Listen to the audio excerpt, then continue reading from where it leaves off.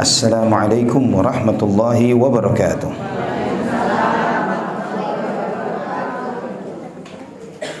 Innal hamdalillah nahmaduhu wa nasta'inuhu wa nastaghfiruhu wa na'udzu billahi min shururi anfusina wa sayyiati a'malina. Man yahdihillahu fala mudilla lahu wa man yudlil fala hadiya lahu. Asyhadu an la ilaha illallah wahdahu la syarika lah wa asyhadu anna Muhammadan abduhu wa rasuluhu la nabiyya ba'dah. Allahumma salli wa sallim wa barik ala abdika wa nabiyyika Muhammad wa ala alihi wa sahbihi wa man ihtada bihadihi ila yaumil qiyamah. Qala Allahu jalla wa ala ya ayyuhalladzina amanu taqullaha haqqa tuqatih wa la tamutunna illa wa antum muslimun. Amma ba'd. Saudaraku fillah rahimani wa rahimakumullah. Alhamdulillah, segala puji bagi Allah Subhanahu wa taala Ar-Rahmanur Rahim atas segala limpahan nikmatnya, atas rahmatnya, atas karuniaannya, atas kasih sayang yang Allah berikan kepada kita, yang masih memberikan kepada kita waktu untuk beribadah, waktu untuk beramal.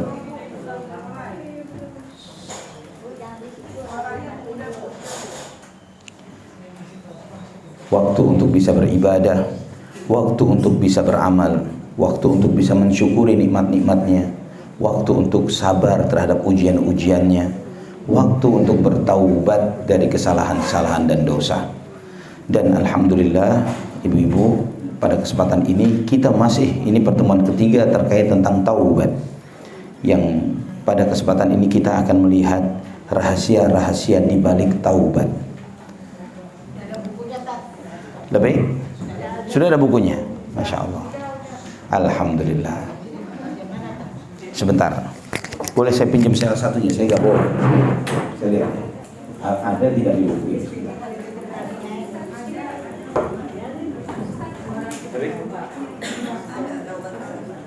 Anda mau lihat apakah ada di sini?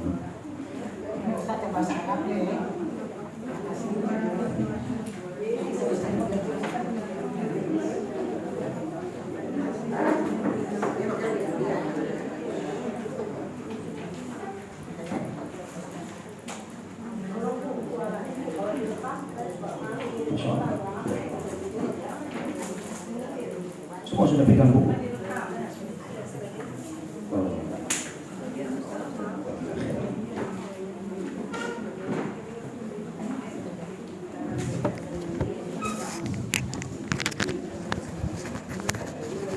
Bismillah.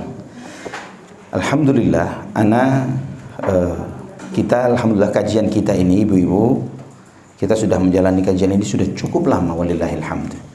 Jadi ana juga kaget ketika melihat kalau di materi di buku ini itu masuknya di halaman 237.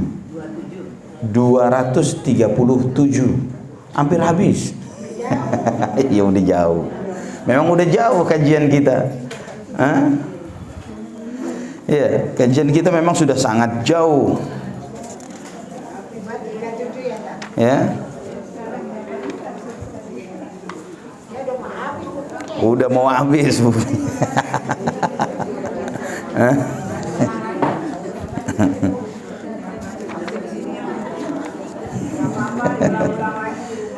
Iya, nggak masalah. Ini buku nggak bakal basi. Ya benar Bu ya. Buku, kalau ibu beli buku novel, beli buku yang nggak ada pentingnya bicara masalah bagaimana kiat. Kemarin anak kebetulan ke pameran sebuah buku, pameran Semesta Buku, pameran bukunya Gramedia. Banyak buku diobral, 10.000, 20.000, buku tebel-tebel. Tapi bagaimana kita sukses, kiat sukses pemilu 2014? Ya siapa yang mau beli? Iya kan? Siapa yang mau beli? Kiat sukses untuk ini, untuk lolos ujian PNS tahun 2018 misalnya begitu. Siapa yang mau baca? Ya kan, sudah kadaluarsa beritanya, nggak penting. Ya, terus bicara misalnya membongkar kasus bukunya tentang kopi yang mati. Sianida gitu.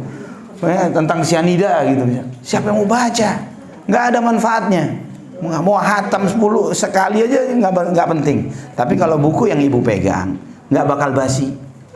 Ya, buku ini nggak bakal basi. Buku ini jika kita lihat, alhamdulillah sebagian besar sudah pegang ya. Coba dilihat daftar isinya. Daftar isinya itu di depan ya. Di depan buka halaman 9 Romawi. Ya masih ingat pelajaran sekolah dulu 9 Romawi, ngerti kan? Insyaallah ya. Ya.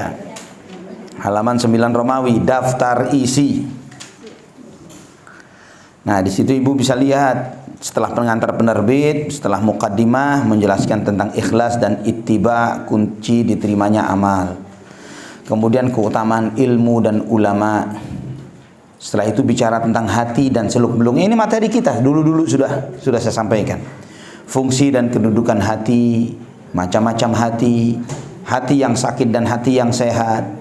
Penyebab hati sakit itu apa saja? 4 racun hati. Masih ingat nggak materinya? Ya, masih ingat ya.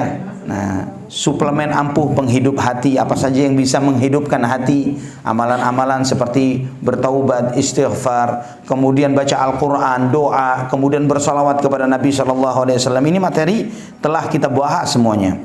Ya, terus kemudian zuhud karena hinanya dunia. Nah, ini materi-materi nanti insya Allah kita akan sesuaikan. Nanti ada beberapa mungkin yang lebih ana tambahkan ya terkait dengan zuhud ini. Nanti insya Allah kita akan bahas spesifik pada materi-materi yang berikutnya. Saya tidak sebelum-sebelumnya memang belum pernah, saya ingat ana belum bahas tentang masalah zuhud secara spesifik, belum. Jadi buku ini tetap boleh dibawa ketika kajian. Zuhud karena hinanya dunia. Di sini menjelaskan apa definisi zuhud, apa itu zuhud, anjuran zuhud, ciri-ciri zuhud, macam-macam zuhud. Apa itu zuhud? Ada yang tahu nggak?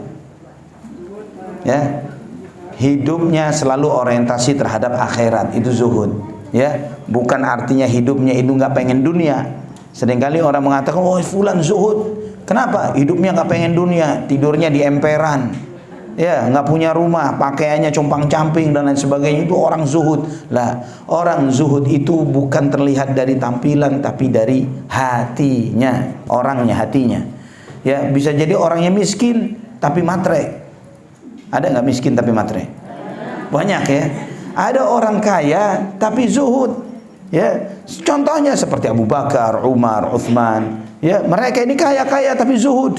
Sangat kaya raya. Uthman bin Affan jangan ditanya, Abdurrahman bin Auf kaya dan tidak cukup kaya, berkuasa. Secara kekayaan sangat kaya raya, secara kekuasaan sangat berkuasa. Ya, khalifah bagaimana? Yang paling berkuasa di muka bumi. Namun tetap zuhud, karena memang zuhud itu bukan terlihat dari apa yang ditampilkan, tapi apa yang ada di hati. Kalau miskin gak punya apa-apa, tapi ngelihat orang kayak ngelihat duitnya, masya Allah ini orang, masya Allah nih duitnya kaya raya nih. Kalau kita nempel-nempel, gesek-gesek badan ke dia, ngerembes nanti rezekinya. Ya, dipikir kalau deket sama orang kaya nanti bisa rezekinya bisa nular.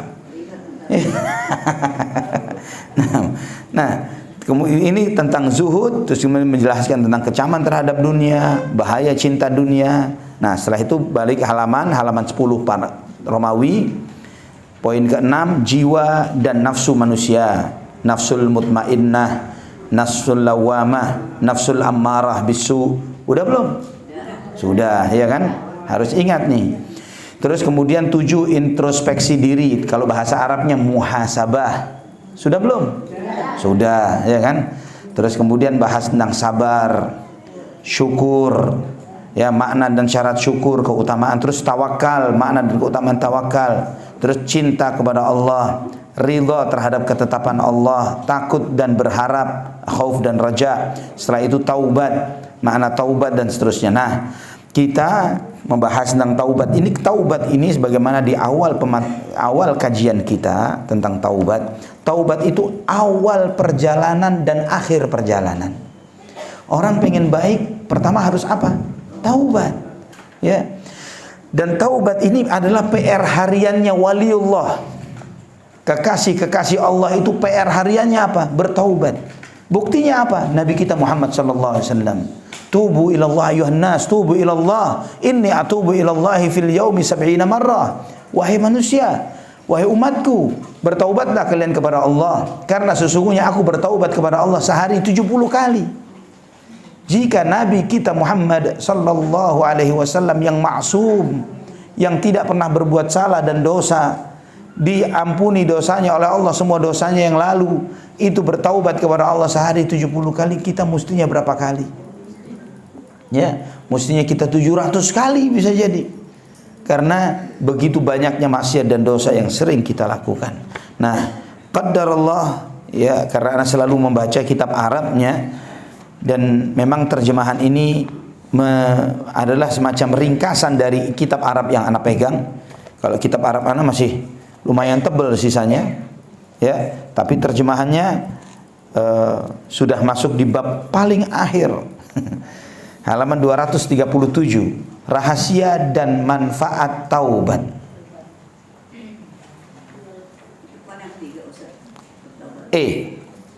Halaman 237, rahasia dan manfaat taubat. Ya, poin E, rahasia dan manfaat taubat, halaman 237.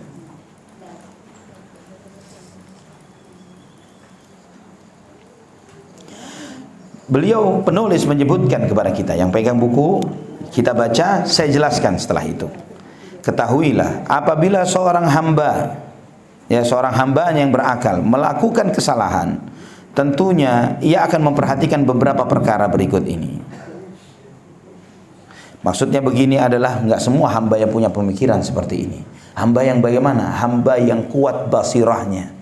Apa itu basirah? Mata hati. Ya, ketika Allah berikan basirah ilmu kepada dia, maka ketika dia melakukan dosa, dengan basirah itu, dengan mata hatinya, dia melihat beberapa perkara. Pertama, apa yang dia lihat? Pertama, dia memperhatikan perintah dan larangannya, sehingga hal itu memunculkan kesadaran dalam dirinya bahwa perbuatannya merupakan sebuah kesalahan, dan ia pun mengakui bahwa dirinya telah berbuat dosa. Nah, di sini ini sangat penting.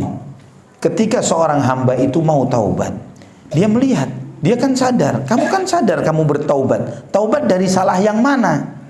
Ya, dia tahu, oh iya, ana melanggar perintah, harusnya perintahnya sholat, ana nggak sholat misalnya. Harusnya perintahnya nggak boleh riba, main riba misalnya. Harusnya dia nggak judi, dia tetap judi misalnya. Ya, jadi dia sadar perintah mana yang dilanggar, larangan mana yang dilakukan. Maka di situ dia mengakui, pengakuan terhadap kesalahan. Ini beda dengan orang yang tobat, tapi ketika ditanya salah ente apa nggak tahu. Ya, ente, ana nyesel, ana tobat. Emang salah ente apa? Ana nggak berasa bersalah. Ya, ini namanya belum tobat. Ya, nah di dalam Sayyidul Istighfar, itu di dalam doa Sayyidul Istighfar, abu'u laka bi ni'matika alayya wa abu'u bi dzambi. Apa artinya abu'u bi dzambi? Aku mengakui dosaku. Aku mengakui dosaku, ya Allah. Nah, ketika seorang hamba itu melihat ketika dia berbuat dosa, oh iya memang ana salah, ana melanggar larangan Allah Subhanahu wa taala. Ana meninggalkan perintah yang semestinya ana lakukan. Jadi yang pertama, orang yang berbuat maksiat dan dia taubat, dia dengan mata hatinya, dengan basirahnya dia sadar. Satu, yang pertama sebagaimana kata penulis di sini, dia melihat dan dia menyadari di mana perintah mana yang dilanggar, larangan mana yang dilanggar. Dia sadar akan hal itu. Maka di situ mengakui dosanya. Muncul pengakuan. Kedua, memperhatikan janji dan juga ancaman Allah, sehingga hal tersebut bisa memunculkan perasaan takut kepada Allah dalam dirinya yang akan mendorong dirinya untuk bertaubat. Ya, jadi kedua adalah mengingat adanya janji dan ancaman Allah. Janji Allah bagi mereka yang bertaubat, ya, wasari'u ila maghfiratin min rabbikum wa jannatin 'arduha as-samawati wal ardu u'iddat lil muttaqin. Bergegaslah kalian menuju ampunan Allah Subhanahu wa taala dan surganya yang selebar langit dan bumi yang disediakan bagi orang yang bertakwa. Allah menyebutkan di situ bahwa kita disuruh bergegas mencari ampunan Allah. Ya, bergegas untuk mencari ampunan Allah. Bahwa Allah menjanjikan bagi orang yang mengharapkan ampunan Allah. Artinya apa? Dia bertaubat, dijanjikan oleh Allah dia untuk masuk surga yang lebarnya selebar langit dan bumi, yang luasnya luar biasa. Ya, bahwa orang yang bertaubat ini oleh Allah Subhanahu wa taala diberi kafling besar di surga. bahwa kafling yang paling kecil kan ibu-ibu tahu kan? Orang yang paling rendah levelnya di surga itu dikasih sedikitnya 10 kalinya bumi. Ya. Padahal kalau kita dikasih ini jalanan sesalembar raya punya ente ya, waduh bisa senangnya gulung-gulung kita. Ya, sesalembar raya. Gimana ukuran bumi dikali 10? Ya, itu orang yang levelnya paling rendah. Pembantu yang paling banyak ibu-ibu berapa punya pembantu? Paling banyak 2 ya. Ada yang 6, 7. Ya. Di surga orang yang paling rendah levelnya di surga pembantunya itu 1000. Ya, 1000 pembantu yang paling rendah, dan nggak ada penganggur, nggak ada yang nganggur pembantunya. Ya, semuanya ada kerjaannya. Ya, dan alhamdulillah ajibnya lagi nggak pakai bayar gaji. Ya, nggak ada THR, nggak minta pulang. Ya, di surga kan begitu. Ini kalau ibu-ibu kalau sudah punya pembantu, kalau dekat Lebaran, ya Allah deg-degan. Ya, deg-degan. Nah, ini pembantu di surga minim yang paling rendah 1000 orang. Buat satu orang. Ya kan? Wa yatufu alaihim wildanun mukhalladun idza ra'aitahum hasibtahum lu'lu'an manthura wa idza ra'aita thamma ra'aita na'iman wa mulkan kabira.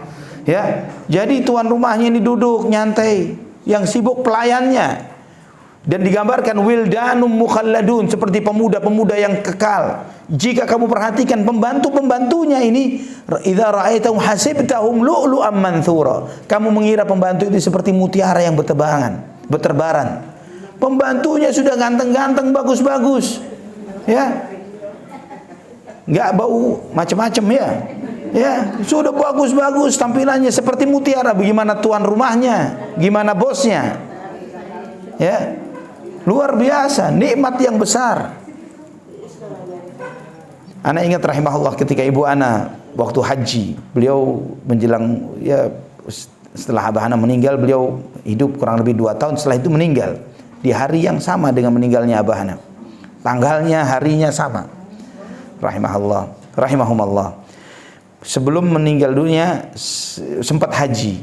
Nah, ketika haji itu ya alhamdulillah dapat haji yang cukup bagus lah, alhamdulillah. Dapat haji yang sehingga semua fasilitasnya fasilitas internasional. Jadi fasilitas yang internasional di Hotel Hilton, dan dapat fasilitasnya biasanya kan jamaah haji kita dapat makanan menu-menu nasional gitu ya, menu-menu Indonesia.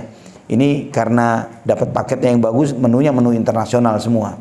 Jadi pelayannya pelayan sana. Orang-orang dari Turki pelayannya, orang-orang dari Aljazair dan lain sebagainya. Ya, ibu anak telepon ke anak kasih tahu, anak mama kayak di surga. Pelayannya ganteng-ganteng katanya. Gitu ya. Masya Allah, ini baru di dunia, gimana di surga gitu ya. Bagaimana di surga yang mendapatkan hal yang luar biasa. Jadi orang yang berbuat maksiat, ketika dia ingin taubat, dia ingat janjinya Allah. Kalau taubat itu pasti baik loh, pasti untung. Ya, ingat janji-janji Allah Subhanahu wa taala, "Wa tubu ilallahi jami'an ayyuhal mu'minun la'allakum tuflihun." Bertaubatlah kalian semuanya wahai orang beriman supaya kalian menjadi orang yang sukses, menjadi orang yang bahagia. Ini janji. Ada ancaman. Ancamannya apa? Neraka, azab. Ya. Ingat akan ancaman-ancaman dan azab-azab Allah Subhanahu wa taala. Kalau dia misalnya masih berbuat syirik, dia tahu bahwa syirik ini ancamannya besar, berat. Innallaha la yaghfiru ayyushraka bihi wa yaghfiru ma duna dzalika liman yasha. Allah tidak mengampuni orang yang berbuat syirik dan mengampuni dosa yang lain jika Allah menghendaki. Jadi enggak mau main-main dengan syirik. Ya, enggak mau main-main misalnya ntar lagi nih ya diajak Natalan, misalnya ini ada acara Natalan, ikut meramaikan saja, nanti dapat bingkisan. Ya, misalnya begitu. Ikut ramein aja deh, hadir. Ya, pulang-pulang dapat duit, dapat bingkisan, dapat ini. Jangan main-main dengan syirik. Dosanya enggak diampuni oleh Allah. Innahu may yusyrik billah faqad harramallahu alaihil jannah wa ma'wahun nar wa ma lidh-dhalimin min ansar. Orang yang berbuat syirik, Allah haramkan surga bagi orang itu. Surga haram bagi orang yang berbuat syirik. Jadi jangan main-main dengan perbuatan syirik. Ya, oh ini ada ajakan nih Natalan bersama nih. Cuman hadir doang, nggak masalah. Cuman seneng-seneng doang kok, cuma dikasih makan, kasih minum, cuman yang penting ngeramein. Ya, terus pulang dapat bingkisan, dapat duit, dapat segala. Misalnya ada yang seperti itu, jangan main-main dengan syirik. Wal'iyadzubillah. Kemudian yang ketiga, kata penulis, memperhatikan pemberian kuasa dari Allah atas dirinya, sehingga ia mampu melakukan kesalahan itu. Juga menyadari pembiarannya terhadap dirinya untuk mengerjakan kesalahan itu. Dan bahwa kesalahan itu merupakan sebuah takdir yang telah digariskan baginya. Karena jika berkehendak, niscaya dia dapat menjaganya dari kesalahan tersebut. Nah, ini agak jelimet ini, pusing. Gimana maksudnya nih? Ya, maksudnya bahwa Allah Subhanahu wa taala yang maha mencipta, mengatur, maha berkuasa atas segala sesuatu. Tidak akan mungkin di alam semesta ini sesuatu terjadi tanpa kehendak Allah. Mustahil. Benar ya? Nggak mungkin ada sesuatu terjadi tanpa Allah berkehendak. Misalnya, ada orang ingin mencuri. Ada orang ingin mencuri. Allah tidak menghendaki orang itu mencuri. Apa bisa orang itu bisa mencuri? Tidak mungkin. Artinya ketika seseorang itu terjerumus dalam dosa, di situ ada kehendak Allah, ada takdir Allah. Dia terjerumus dalam dosa tersebut. Maksudnya apa kalau supaya dia tahu bahwa di situ ada takdirnya Allah, supaya dia menyadari betapa besarnya kuasanya Allah untuk dirinya. Kalau Allah mau, Allah bisa membuat dia nggak kejerumus dalam dosa itu. Tapi Allah berkehendak dia masuk ke dalam dosa itu supaya dia balik taubat, supaya dia taubat. Anak kasih gambaran yang mudah supaya kita lebih memahami. Kita tahu Nabiullah Adam alaihissalam ketika pertama kali diciptakan oleh Allah Subhanahu wa taala, Allah perintahkan kepada semua malaikat, usjudu li Adam, sujud kepada Adam. Fasajadu illa iblis.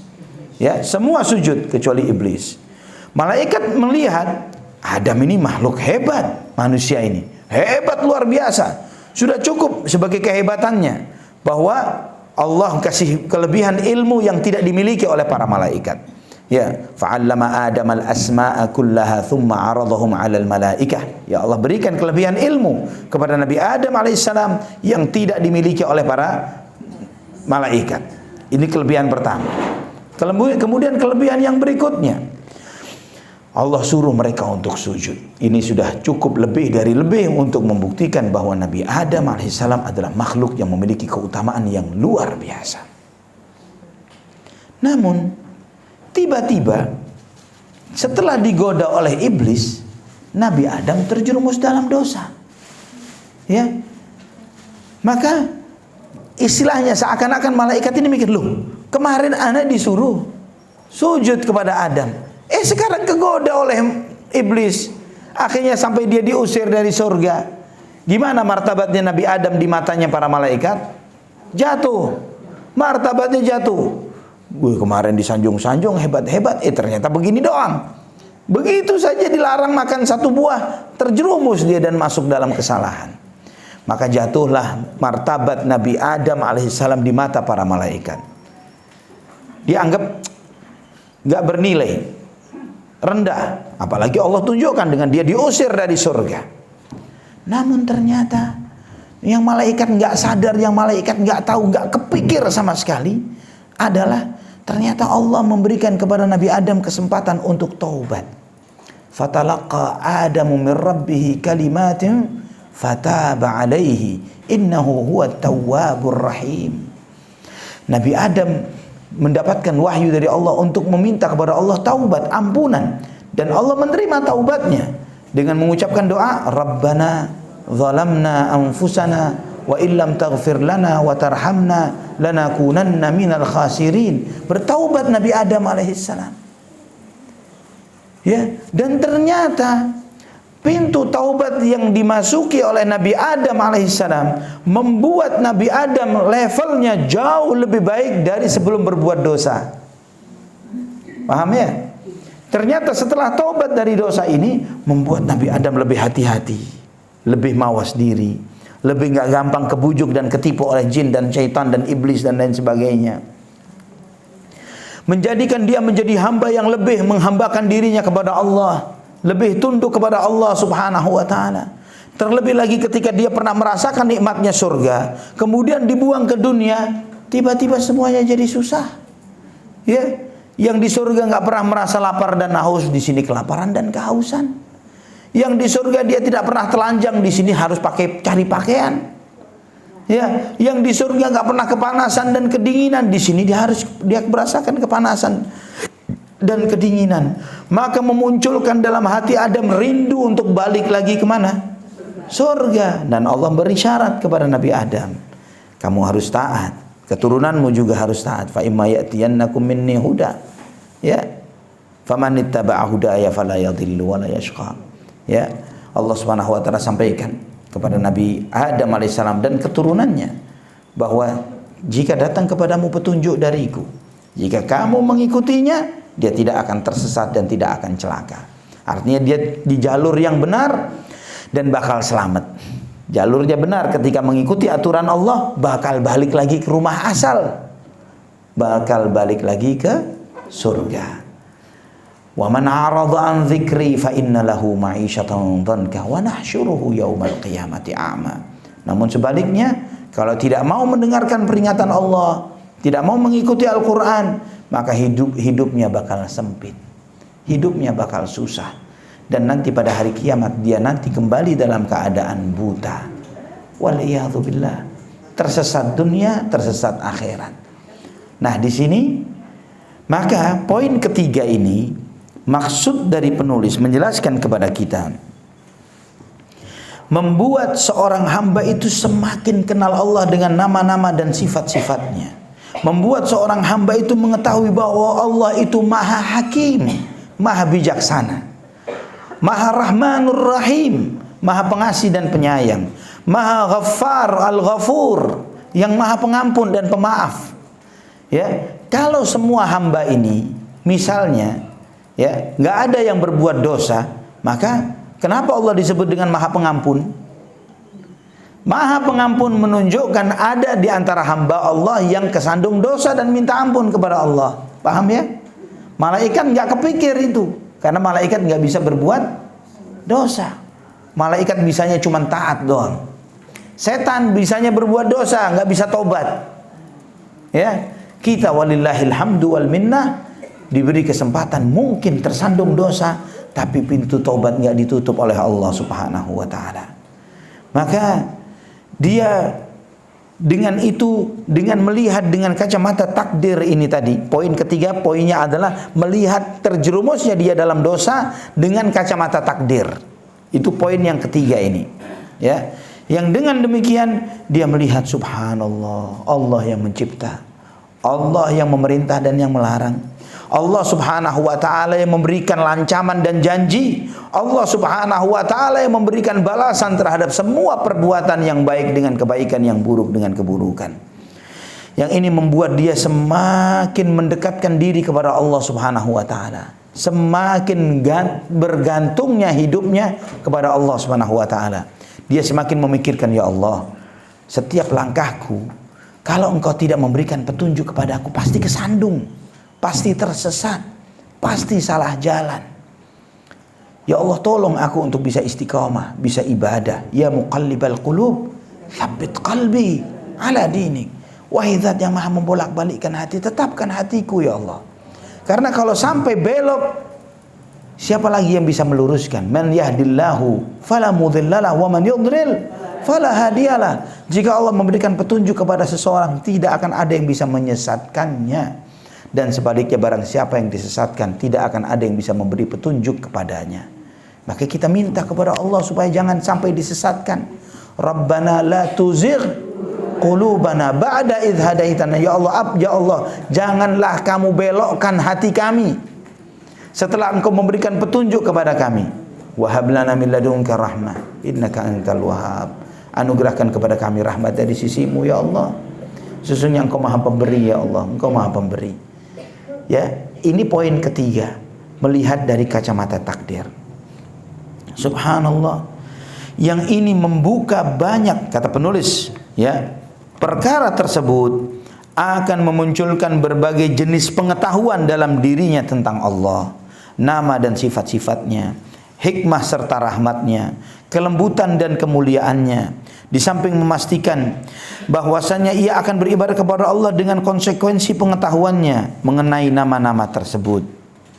Ya, kemudian halaman berikutnya 238, dan ibadah tersebut tidak mungkin dicapai tanpa adanya kesadaran dan konsekuensi-konsekuensi dari semua itu. Ya. Ini maksudnya apa? Kesadaran mengenal nama-nama Allah, mengenal sifat-sifatnya, bahwa semua perintah dan larangan, semua takdir tidak luput dari nama-nama Allah Subhanahu wa taala. Selanjutnya, penulis menyebutkan kepada kita, dengan mengetahui rahasia dan manfaat taubat akan membuatnya memahami keterkaitan makhluk dengan perintah dan ancaman Allah melalui pengetahuannya terhadap nama-nama dan sifat-sifat Allah. Dan itulah konsekuensi dari nama-nama dan sifat-sifatnya serta menyadari pengaruhnya di alam nyata. Kemudian pengetahuannya tersebut akan membawanya ke taman ma'rifah dan keimanan, dan membuatnya mengetahui rahasia di balik takdir dan hikmah yang sulit diungkapkan dengan lisan. Jadi dia dengan semakin melihat hikmah di balik takdir, membuat dia semakin melihat, subhanallah, orang si fulan bagaimana hidupnya, seumur hidupnya dia ini rusak, dia ini bejat, maksiat. Allah Subhanahu wa taala di akhir hayatnya diberi hidayah oleh Allah Subhanahu wa taala. Ya, berapa banyak orang seperti itu? Diberi hidayah oleh Allah, diberi kebaikan oleh Allah Subhanahu wa taala, dan kemudian dia mati husnul khatimah. Bagaimana kalau orang ini waktu masih rusak dulu dia mati? Kemana dia? Ternyata lagi baik-baiknya dia dicabut nyawanya oleh Allah. Rahman, Rahim. Allah Maha Pengasih, Maha Penyayang. Ini membuat kita ini semakin cinta dan sayang kepada Allah, membuat kita semakin kenal Allah Subhanahu wa taala, dan juga semakin takut kepada Allah. Karena juga ada orang-orang yang seumur hidupnya muslim atau muslimah, ya, tiba-tiba sudah tua, tinggal ujung-ujungnya murtad. Ya, anak belum lama ini lihat cerita tentang seorang artis Indonesia. Ya, memang dulunya artis rusak memang, tapi masih muslim atau muslimah. Ya, sebelum mati murtad. La ilaha illa anta subhanaka inni kuntu minadh dhalimin. Akhirnya mati dalam keadaan su'ul khatimah. Subhanallah. Dari situ mengajarkan, ya Allah, jangan sampai. Ya, membuat rasa takut kita kepada Allah, jangan sampai. Ya, di saat kita butuh rahmat Allah Subhanahu wa taala, malah di saat itu enggak dapat rahmat Allah Subhanahu wa taala. Kemudian penulis menyampaikan kepada kita, di antara rahasia dan manfaat taubat ialah, pertama, ya, halaman 238 ibu-ibu ya, yang pegang buku. Pertama, mengetahui kemahakuasaan Allah pada takdirnya, bahwa Allah adalah zat yang maha perkasa. Dia yang memutuskan segala sesuatu berdasarkan atas kehendaknya. Karena keperkasaannya yang sempurna itulah dia mengatur dan mengurus hambanya dengan membolak-balikkan hati para hambanya, mengarahkan kemauan mereka sesuai kehendaknya, dan mencegah mereka agar tidak mengikuti kata hatinya. Subhanallah, kita menyadari di antara maha kuasanya Allah Subhanahu wa taala terhadap alam semesta adalah maha kuasanya Allah terhadap hati kita. Kita mengucapkan namanya, ya muqallibal qulub. Ini salah satu sifat Allah, zat yang maha membolak-balikkan hati. Ya, ini yang sanggup untuk ini hanya Allah Subhanahu wa taala, yang membolak-balikkan hati manusia. Kita ini, ikhwatal iman, semua keinginan kita, semua kuasa kita itu dari Allah Subhanahu wa taala. Ya, ibu-ibu bisa datang kemari karena dua hal yang Allah berikan kepada ibu-ibu, kepada kita semuanya. Keinginan untuk melakukannya, niat, dan yang kedua kesempatan. Ada niat, ada kesempatan. Siapa yang memberikan niat dan kesempatan? Allah Subhanahu wa taala. Ibu niat, misalnya, tapi meriang, nggak bisa keluar, nggak ada kesempatan, nggak bisa datang kemari, ya. Ada kesempatan, tapi nggak punya niat juga. Niatnya malah mau ke mall misalnya, atau ke pasar depan, nggak nyampe kemari walaupun tinggal beberapa meter doang, ya. Adanya niat dan adanya kesempatan yang membuat seseorang itu bisa melakukan apa yang ingin dia lakukan. Dan itu di tangan kuasanya Allah Subhanahu wa ta'ala, yang memberi kepada kita niat dan kuasa untuk melakukan kebaikan. Maka ketika dia melihat kesempatan yang Allah berikan kepada dirinya, Allah membukakan dia niat untuk bisa ibadah dan kesempatan bisa ibadah. Dia bersyukur kepada Allah. Ya, tiba-tiba bangun tengah malam, bangun dan kepikir mau sholat malam. Ya Allah, itu alhamdulillah ya Allah, diberi niat ini dan diberi kesempatan untuk itu. Ya, jadi setiap momen dia mendapatkan kesempatan untuk bisa melakukan kebaikan, disyukuri kesempatan itu. Bersyukur kepada Allah atas niat tersebut. Ini yang perlu disadarkan, harus disadari ya akhwati fillah. Ya, jangan sampai kemudian kita lupa akan itu. Jangan sampai lupa akan momen tersebut, kesempatan bahwa Allah Subhanahu wa ta'ala Maha Kuasa akan diri kita. Ditambah juga terkait dosa dan maksiat. Memang orang ketika dia berbuat maksiat dan dosa juga tidak luput dari dua hal ini. Ada niat, ada kesempatan. Maka ketika dia muncul niat-niat buruk, ingat bahwa ini Allah Subhanahu wa ta'ala menguji dirinya dengan apa yang dia tunjukkan dari niat itu. Adanya kesempatan, dia ingat, ya Allah, ini Allah menguji kita. Ya, menguji kita, ada niat, ada kesempatan, apakah dilakukan atau tidak. Ya, karena ketika seseorang diberi kesempatan oleh Allah untuk berbuat maksiat, namun dia menjauhi kesempatan itu, maka dia telah mendapatkan pahala yang sangat besar. Seperti cerita 3 orang yang terjebak di dalam gua, yang salah satunya adalah dia menceritakan, saya mencintai sepupu saya yang luar biasa, namun dia tidak mau denganku. Sampai pada suatu saat dia sangat membutuhkan dan dia datang kepada aku, dan kemudian aku menjanjikan kepadanya 120 dinar emas, dan dia mau. Dan aku minta dengan syarat kamu berikan dirimu kepada aku. Nah, ketika aku hampir menzinainya, wanita itu mengatakan, bertakwalah kamu kepada Allah dan janganlah kamu cabut cincin sebelum halalnya. Maka aku pun tinggalkan perempuan itu, dan aku tinggalkan juga emas yang aku berikan kepadanya. Dan kemudian dia berdoa, ya Allah, jika benar aku melakukan itu karena takut kepadamu, mengharapkan wajahmu, selamatkanlah kami dari gua ini. Maka Allah selamatkan dia dari gua tersebut. Ya, ini menunjukkan bahwa adanya niat dan kesempatan berbuat maksiat, dan orang itu menjauh dari maksiat itu, dia mendapatkan pahala yang besar. Subhanallah. Kemudian kedua, penulis menyampaikan kepada kita,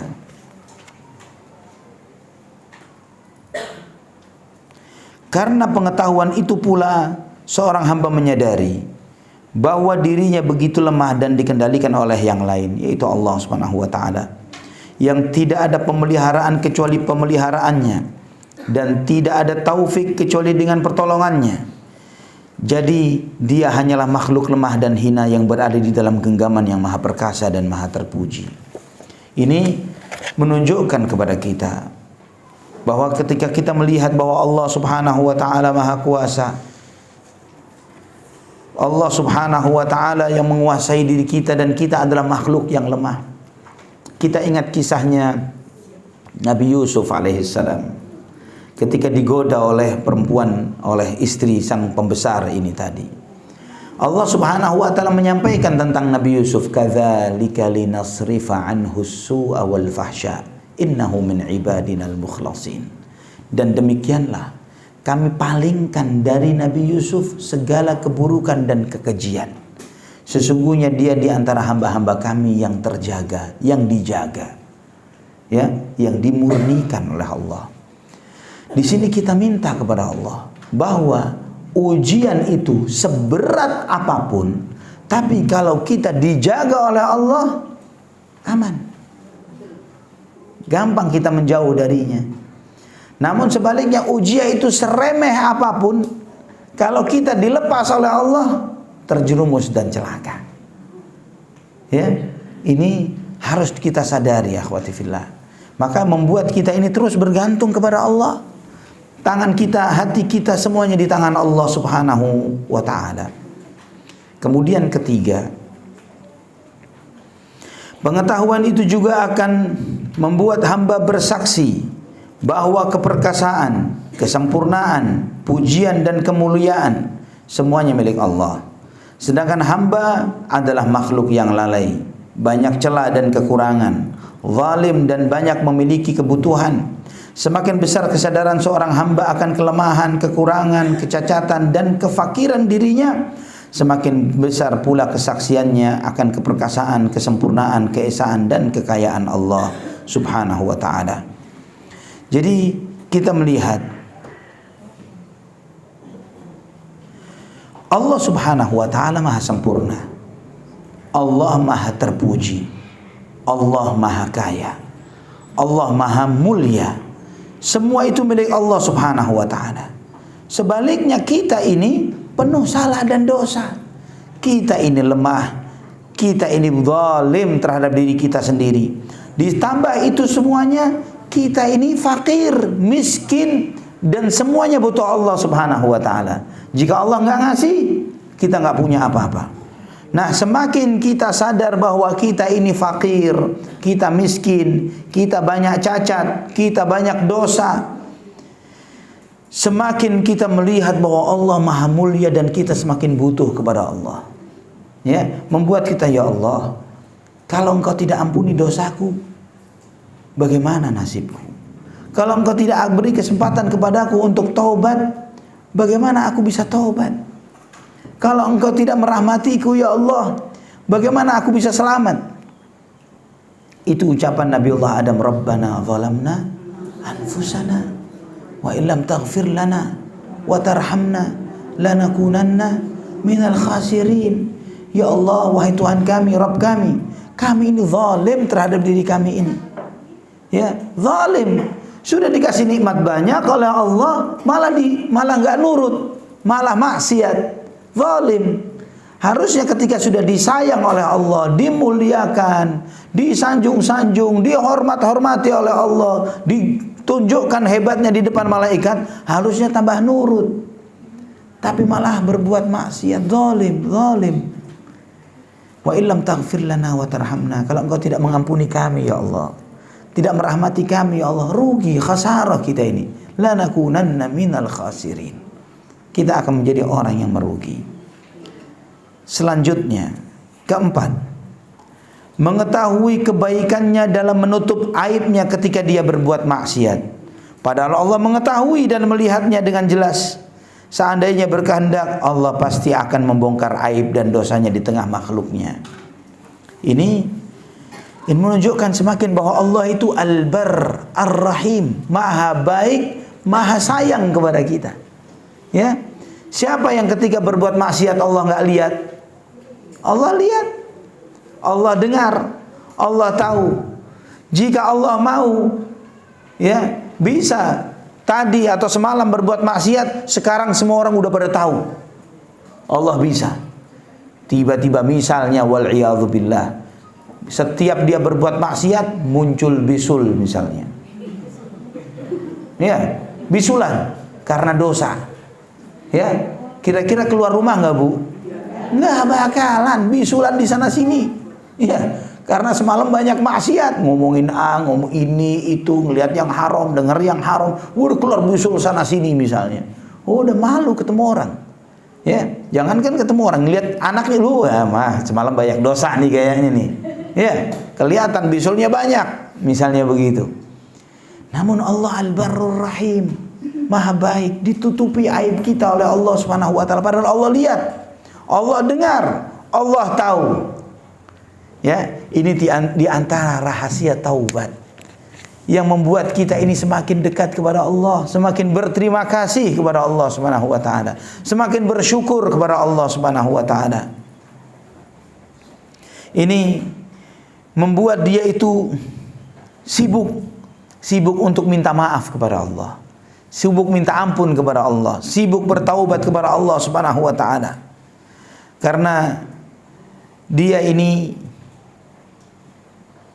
sibuknya dia dengan minta maaf kepada Allah membuat dia sedikitnya menenangkan dia dari panasnya dosa, walaupun dia tidak akan mungkin melupakan kesalahan dan dosa itu.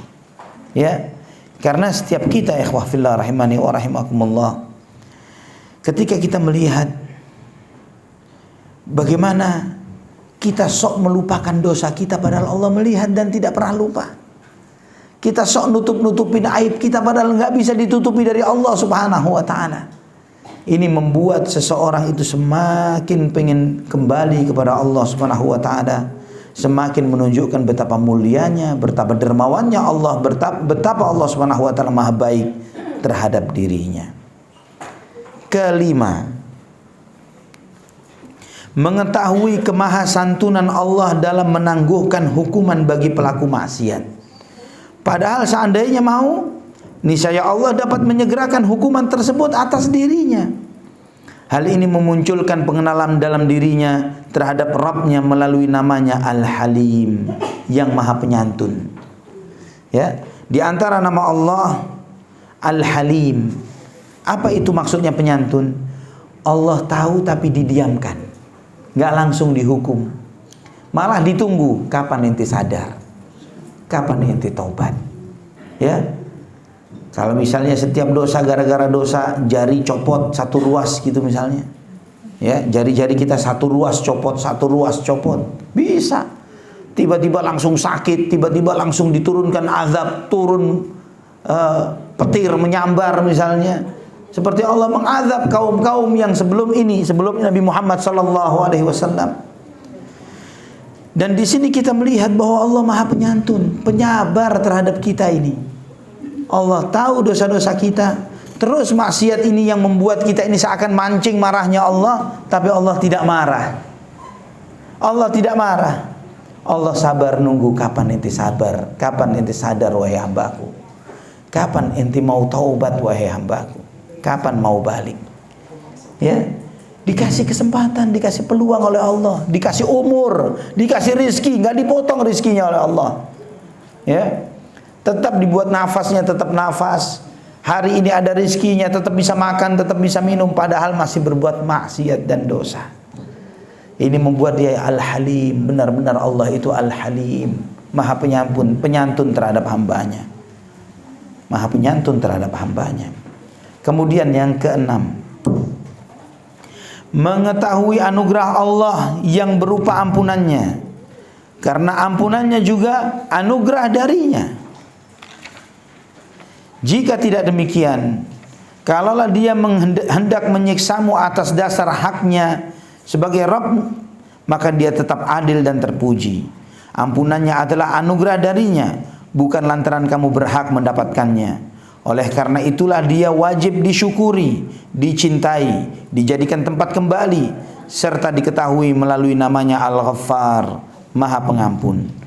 Maksudnya begini, jika ada hambanya berbuat maksiat dan dosa, kemudian diazab oleh Allah karena dosanya, itu benar atau salah? Benar. Mau dia berbuat dosa kok. Allah maha adil, Allah maha adil, salah dihukum. Tapi Allah nggak langsung menurunkan hukumannya, malah oleh Allah dikasih jalan untuk taubat, dikasih peluang untuk minta maaf oleh Allah. Nah, ketika Allah memudahkan dirinya untuk taubat dari dosanya, ini menunjukkan bahwa nikmatnya Allah, anugerahnya Allah kepada hamba itu, kepada kita jauh lebih besar. Ya, bukan karena memang kita berhak, ana memang berhak ya Allah inti kasih jalan untuk taubat. Enggak. Bukan karena inti berhak, tapi karena Allah Maha Rahman Rahim. Karena Allah yang Maha Pengasih, yang Allah kasih dengan gratisan kepada kita supaya kita sadar dan pengen balik kepada Allah. Ya. Ini membuat seorang hamba, tambahan penulis ya di kalimat berikutnya, seorang hamba merasa hina di hadapannya, tunduk kepadanya dan butuh pertolongannya. Dalam hal ini ya, di sini kita menyadari bahwa semakin kita melihat ternyata Allah Subhanahu wa taala semakin baik, semakin besar kebaikannya kepada kita dengan memberi peluang kepada kita. Ya, memberi peluang untuk bertaubat. Padahal Allah bisa menghukum. Nah, di sini membuat kita ini semakin sadar, akhwati fillah rahimani wa rahimakumullah. Semakin bahagia, semakin senang, semakin mencintai Allah. Ditambah lagi Allah Subhanahu wa taala adalah, di antara namanya adalah Al-Ghaffar, yang Maha Pengampun. Artinya yang mudah mengampuni dosa hambanya, mudah mengampuni dosa-dosa hambanya. Kemudian penulis menyebutkan, dalam hal ini ada 4 tingkatan kehinaan dan ketundukan seorang hamba di hadapannya. Tingkatan kehinaan itu apa saja? Jadi untuk menyadari bahwa seorang hamba, akhwati fillah rahimani wa rahimakumullah, ketika dia itu berbuat maksiat dan dosa, dia itu sedang memperturutkan hawa nafsunya. Dan hawa nafsu itu liar. Hawa nafsu ini liar, susah untuk dikekang. Saking liarnya sampai membuat Fir'aun sampai mengatakan tentang dirinya, ana rabbukumul a'la, aku Tuhanmu yang maha tinggi. Saking liarnya, saking liarnya hawa nafsunya, tidak terkendali. Nah, supaya dia menyadari bahwa hawa nafsunya ini rendah dan hina, bahwa hawa nafsunya ini bisa ditundukkan, maka ada 4 hal yang disadarkan oleh Allah, ya, oleh penulis menyampaikan kepada kita 4 hal, ya, 4 tingkat kehinaan dan ketundukan seorang hamba di hadapannya. Pertama, merasa hina karena butuh dan fakir kepada Allah, dan sifat ini ada pada semua makhluk. Maksudnya adalah setiap makhluk ini bergantung kepada Allah. Kalau Allah tidak ngasih kita hidup, nggak bakal hidup. Allah kalau tidak ngasih kita rezeki, nggak bakalan kita bisa menjalani hidup. Kehidupan ini dari Allah karena Dia maha menghidupkan dan mematikan. Kita bisa menikmati segala sesuatunya karena rizki yang datangi dari Allah. Allah adalah As-Samad. Allah tempat bergantungnya semua makhluk. Kita semua bergantung kepada Allah dan Allah tidak butuh kita. Ya, Allah tidak butuh kita. Nah, mestinya kalau hawa nafsu ini sadar kita ini setiap saat butuh kepada Allah, kok sombong? Ya, kok berani-beraninya kurang ajar kepada Allah Subhanahu wa taala. Sadarkan hawa nafsu kita, kamu ini butuh Allah. Ya, kamu ini butuh Allah. Kemudian kedua, merasa hina karena landasan ketaatan dan ibadah. Perasaan ini hanya dimiliki oleh mereka yang taat kepada Allah Subhanahu wa taala. Maksudnya adalah menyadari bahwa dirinya ini diciptakan oleh Allah untuk beribadah. Wa ma khalaqatul jinna wal insa illa liya'budun. Kita ini diciptakan untuk ibadah, bukan untuk maksiat.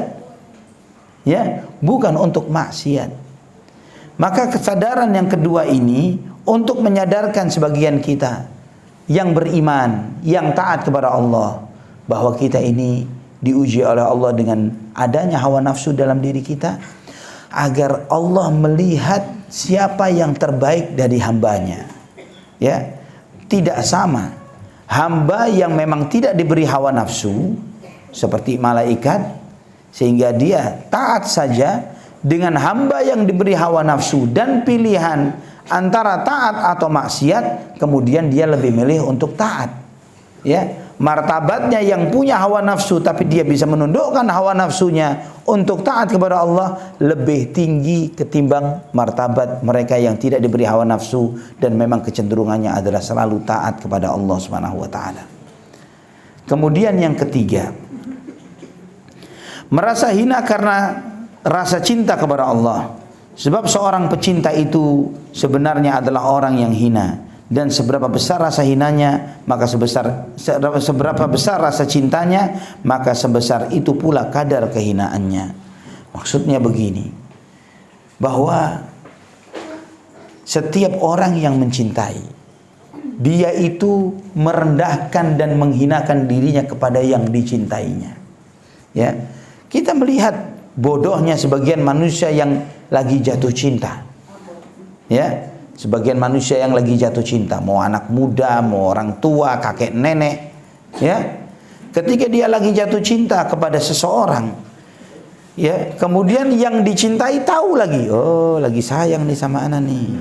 Diporotin sama dia. Ya, minta ini, minta itu dan lain sebagainya. Dan dia merasa dia tahu dia lagi diporotin dan bodoh, tapi dia rela diporotin begitu. Ya, dia jadi orang hina, jadi bodoh. Kamu kemari, datang. Kamu ke sana, pergi. Ya, saya minta ini, ikut, sami'na wa ata'na. Ya, ketika lagi jatuh cinta, padahal lagi dibodoh-bodohin sama laki-laki atau perempuan tersebut. Kemudian ketika kita mengaku cinta kepada Allah, yang Allah tidak akan berbuat yang seperti itu. Ya, Allah akan memuliakan siapa yang mencintainya. Allah memuliakan siapa yang mencintai Allah Subhanahu wa ta'ala. Maka ketika dia mengklaim cinta kepada Allah, dia akan semakin merendahkan, menghambakan dirinya kepada yang dicintainya. Ya, jadi abdi, hamba Allah Subhanahu wa ta'ala. Menghambakan dirinya serendah-rendahnya kepada yang dicintainya. Allah Subhanahu wa ta'ala, ya Allah, aku hambamu. Aku cinta kepadamu ya Allah. Terserah engkau. Ketika engkau meminta aku untuk meninggalkan sesuatu, karenamu aku akan tinggalkan ya Allah. Karenamu. Ketika engkau memerintahkan aku untuk melakukan sesuatu, karenamu aku akan lakukan itu karenamu. Ini cinta. Ya, kalau benar cintanya, gampang bagi dia untuk taat, gampang bagi dia untuk meninggalkan dosa dan maksiat. Benar? Begitu, orang yang mencintai kan seperti itu. Ya. Bahkan misalnya ini, tolong ambilin barang itu di dalam got. Dia akan ikutin, di dalam got ada barang berharga, dia masuk ke dalam got itu. Ya, karena budak cinta. Ya, bucin. Ya. Begitu ya. Jadi bucin dia, budak cinta. Kalau bucin terhadap manusia yang hina bisa mencapai seperti itu, kenapa kita nggak bucin ke Allah? Ya, yang kalau kita dekat dengan Allah Subhanahu wa ta'ala akan membuat semua kehidupan kita jadi baik. Iya kan? Karena semua kebaikan kita di tangan Allah. Semua hal yang kita takuti yang bakal terjadi pada diri kita, anak kita, keluarga kita, saudara kita, pasangan kita, Allah yang pegang. Ketika kita bucin kepada Allah Subhanahu wa ta'ala, urusan dunia kita akan diberesi oleh Allah dan akhiratnya. Keempat, merasa hina karena maksiat dan pelanggaran yang dilakukan. Dan hakikat dari semua itu adalah merasa butuh kepada rahmat Allah. Apabila keempat tingkat ini telah ada pada diri seseorang, maka perasaan hina dan rendahnya terhadap Allah sudah benar-benar sempurna. Jadi yang keempat itu adalah hinanya maksiat, hinanya dosa. Maksiat itu kalau misalnya nggak ada dosa, nggak ada azab saja, nggak ada azab, ternyata maksiat sendiri itu membuat orang itu rendah dan hina. Anggap nggak ada hukuman, nggak ada neraka, nggak ada azab kubur, ya nggak ada qisas. Orang yang terjerumus dalam maksiat itu sendiri sudah hina. Dia sendiri dengan, ya Allah, saya kok serendah ini saya sampai melakukan itu. Di dirinya ada kehinaan. Ditambah lagi misalnya ketahuan oleh keluarganya, ya, seorang istri tahu suaminya selingkuh, zina, sudah terlihat hina di depan istrinya. Anggap nggak ada dosa nih, betul ya? Seperti itu ternyata tidak enaknya maksiat ini tadi. Orang yang habis maksiat nggak enak dirinya, gerah, panas, ya, itu maksiat itu begitu. Hinanya ini akan membuat dia menjauh dari semua maksiat dan dosa. Allahul musta'an, wala haula wala quwata illa billah. ternyata rahasia taubat ini panjang. Ya, masih ada cerita sambungannya yang insya Allah kita akan bahas pada kesempatan yang akan datang.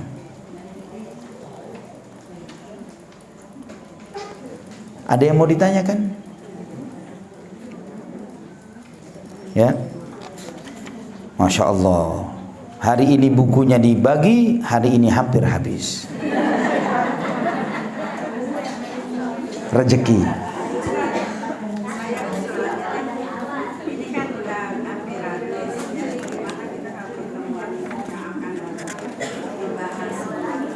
Dari awal. Sabar, Bu. Sabar. Nanti insya Allah usulan itu bisa diterima insya Allah. Saya setuju, nggak masalah. Ya.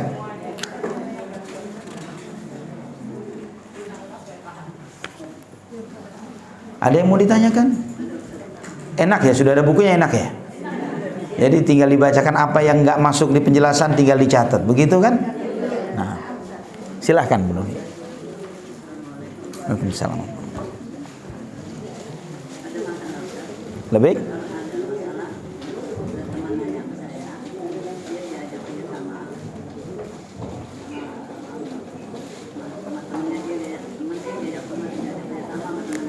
Ya.